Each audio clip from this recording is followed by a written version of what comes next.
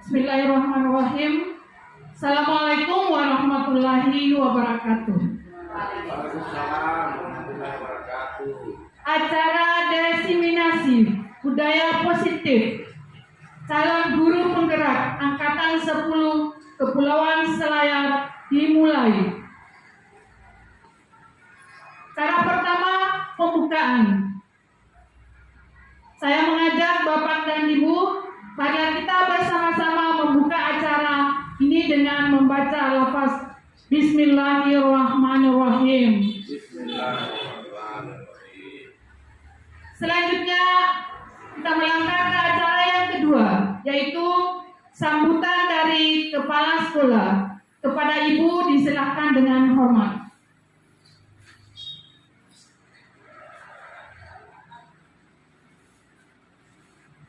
Bismillahirrahmanirrahim. Assalamualaikum warahmatullahi wabarakatuh. Puji syukur kehadirat Allah Subhanahu wa Ta'ala atas limpahan dan rahmatnya kita berada di tempat ini dalam rangka pemaparan tentang diseminasi budaya positif oleh calon guru penggerak Angkatan 10. Tidak lupa pula kita kirim salam dan salawat kepada junjungan Nabi besar Sallallahu Alaihi Wasallam. Bapak dan Ibu guru yang hebat, marilah kita bersama-sama sebentar menyaksikan pemaparan materi tentang diseminasi budaya positif oleh rekan kita atas nama Rahmawati SPD. Semoga dengan pemaparan diseminasi budaya positif ini kita dapat mengambil hikmah dan pelajaran apa-apa saja yang ada dalam materi tersebut, sehingga kita dapat menerapkan di sekolah kita di UPT SDN Para nomor 11 Kepulauan Selayar. Marilah teman-teman, rekan-rekan sekalian, kita menyaksikan secara saksama materi atau pemaparan yang akan dibawakan oleh rekan kita. Sekian, wassalamualaikum warahmatullahi wabarakatuh.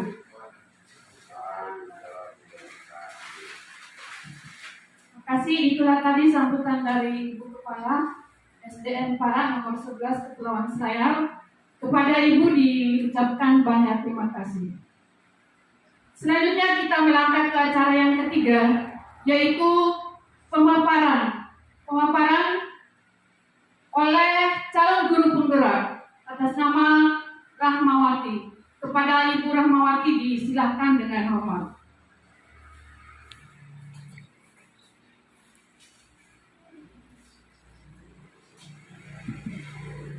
Assalamualaikum warahmatullahi wabarakatuh. Pertama-tama saya mengucapkan terima kasih kepada Ibu Kepala Sekolah karena atas dukungan beliau maka saya bisa melaksanakan diseminasi budaya positif yang akan saya paparkan pada hari ini. Tak lupa pula saya mengucapkan terima kasih kepada Bapak dan Ibu guru yang menyempatkan untuk hadir mengikuti diseminasi yang akan saya laksanakan ini. Bapak dan Ibu guru, pertama-tama saya ingin bertanya kepada Bapak dan Ibu guru yang ada di ruangan ini, apa itu budaya positif?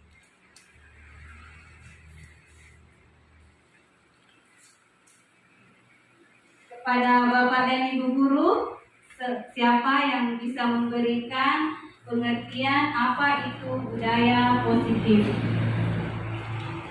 Ya, saya persilakan kepada Ibu. Terima kasih atas kesempatan yang diberikan.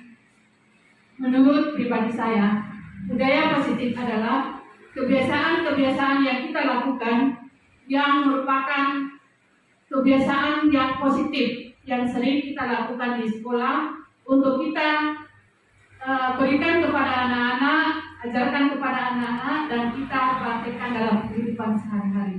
Sekian. Dan terima kasih atas apa yang disampaikan oleh Ibu kita, Ibu Marnawati. Jadi budaya positif itu, budaya positif di sekolah merupakan perwujudan dari nilai-nilai, keyakinan-keyakinan, dan kebiasaan-kebiasaan di sekolah yang berpihak kepada murid agar murid dapat berkembang menjadi pribadi yang kritis, penuh hormat, dan bertanggung jawab. Dalam mewujudkan budaya positif ini, guru memegang peran penting sebagai penuntun. Baiklah Bapak dan Ibu guru hebat, pada kesempatan ini saya akan memaparkan bagaimana penerapan dalam menciptakan budaya positif di lingkungan sekolah kita. Ada beberapa komponen budaya positif di lingkungan sekolah. Yang pertama itu adalah perubahan paradigma belajar, kemudian disiplin positif, motivasi perilaku manusia, kebutuhan dasar, posisi, kontrol restitusi, dan ada keyakinan kelas. Yang pertama yaitu tentang perubahan paradigma belajar. Paradigma belajar merupakan konsep yang mendasar dalam menciptakan budaya positif. Pendekatan ini menempatkan siswa sebagai subjek aktif dalam proses pembelajaran. Jika selama ini proses pembelajaran kita berpusat pada guru, maka melalui pendekatan ini akan berubah menjadi pembelajaran yang berpusat pada murid. Dalam budaya positif, perubahan paradigma menciptakan lingkungan di mana murid merasa terlibat, didengar, dan didorong untuk mengambil inisiatif dalam pembelajaran. Hal ini mendorong murid untuk menjadi pembelajar yang berkarakter sesuai dengan profil pelajar Pancasila, yaitu beriman dan bertakwa kepada Tuhan Yang Maha Esa, berkebinekaan global, gotong royong, bernalar kritis, dan kreatif. Kemudian yang kedua yaitu tentang disiplin positif. Disiplin positif adalah pendekatan yang memfokuskan pada pertumbuhan dan pembelajaran siswa melalui penguatan positif, pengajaran keterampilan sosial, dan pembangunan hubungan yang saling menguntungkan antara guru dan siswa. Dalam budaya positif, disiplin positif menciptakan lingkungan yang aman dan nyaman serta bebas dari tekanan. Bapak dan Ibu guru hebat, sebagai penuntut maka kita harus menghindari penggunaan sanksi atau hukuman terhadap murid, tetapi harus diganti dengan pemberian umpan balik yang efektif serta pembelajaran dari kesalahan sebagai sarana untuk pertumbuhan dan perbaikan perilaku. Disiplin positif membantu siswa untuk mengembangkan tanggung jawab, keterampilan sosial, dan sikap positif terhadap pembelajaran.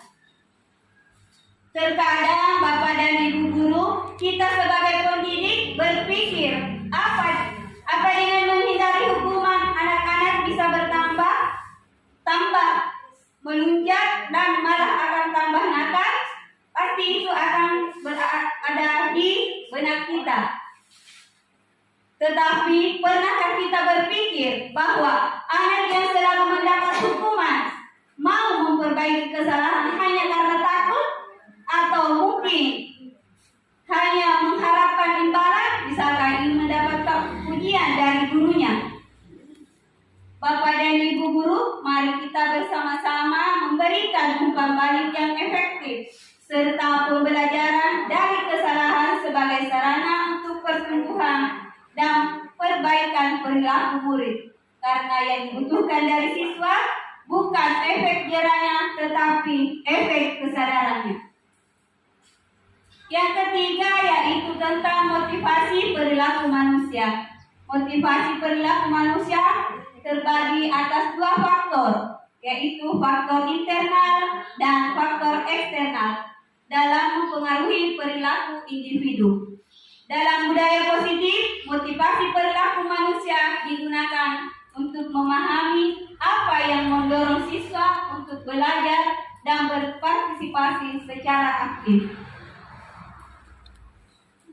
Penguatan positif, penghargaan, dan pengakuan atas prestasi siswa adalah beberapa strategi yang digunakan untuk memotivasi siswa dan meningkatkan partisipasi mereka dalam proses pembelajaran, memahami kebutuhan dan keinginan siswa, serta memberikan tantangan yang sesuai sehingga dapat membantu meningkatkan motivasi dan minat siswa terhadap pembelajaran.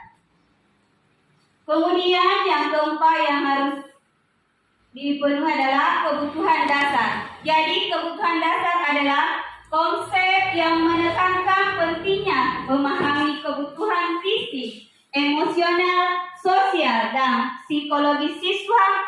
Dalam budaya positif pendidikan berupaya menciptakan lingkungan di mana kebutuhan dasar siswa dipenuhi dengan memberikan perhatian, dukungan, dan kenyamanan.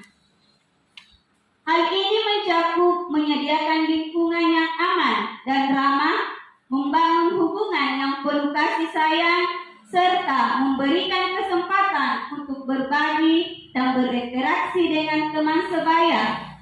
Memenuhi kebutuhan dasar siswa membantu menciptakan fondasi yang kuat bagi pertumbuhan dan perkembangan yang positif.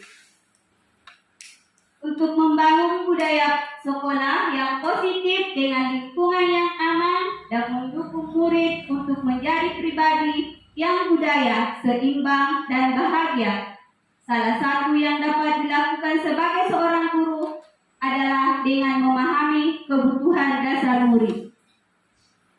Menurut Ki Hajar Dewantara, pada hakikatnya seorang petani sama kewajibannya dengan seorang guru.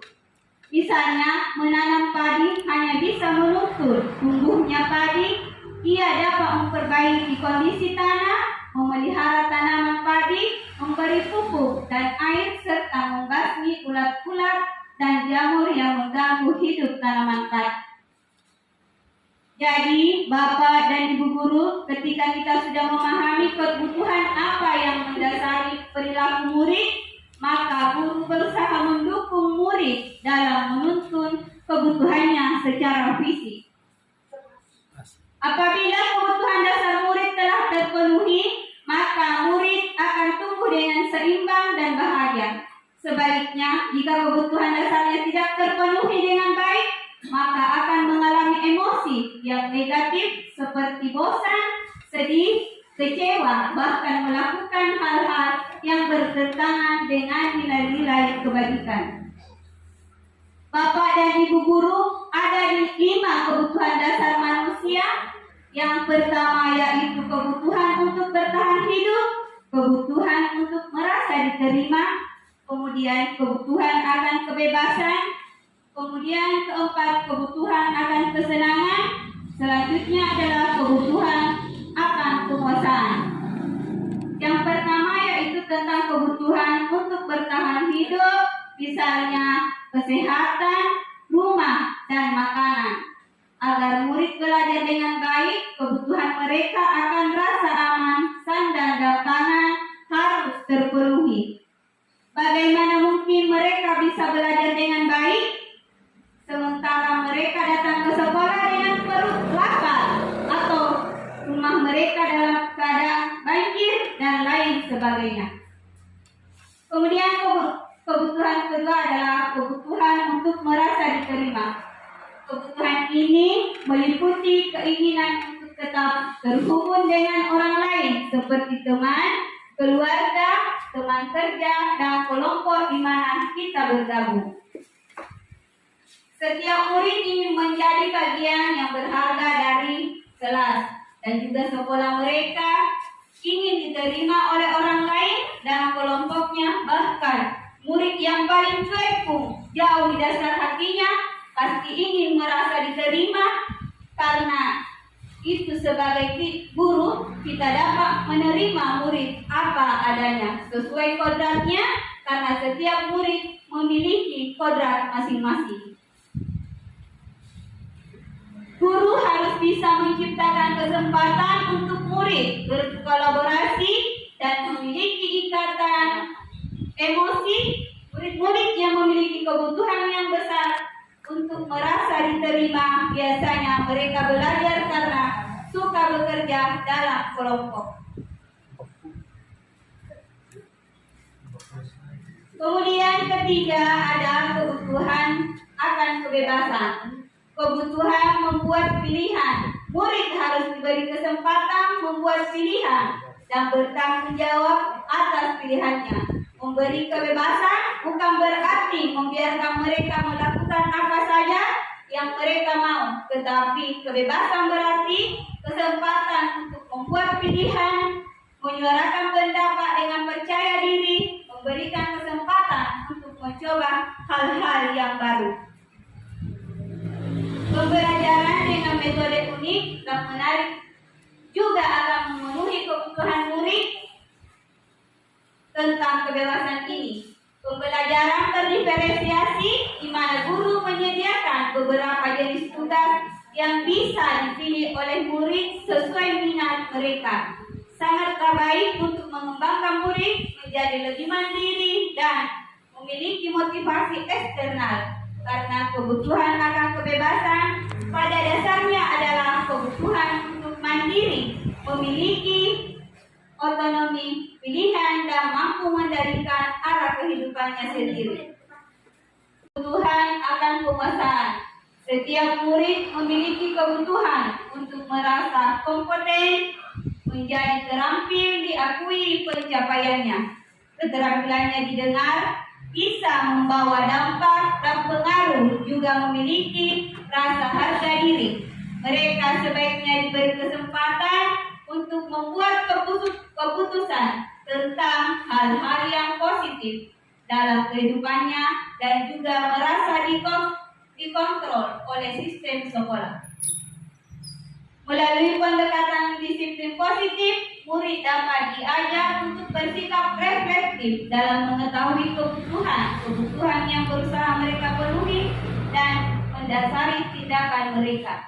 Jika guru menyampaikan perilaku buruk murid, maka perilaku tersebut akan berpengaruh pada suasana kelas yang kurang kondusif dan akan berpengaruh pada tujuan pendidikan itu sendiri.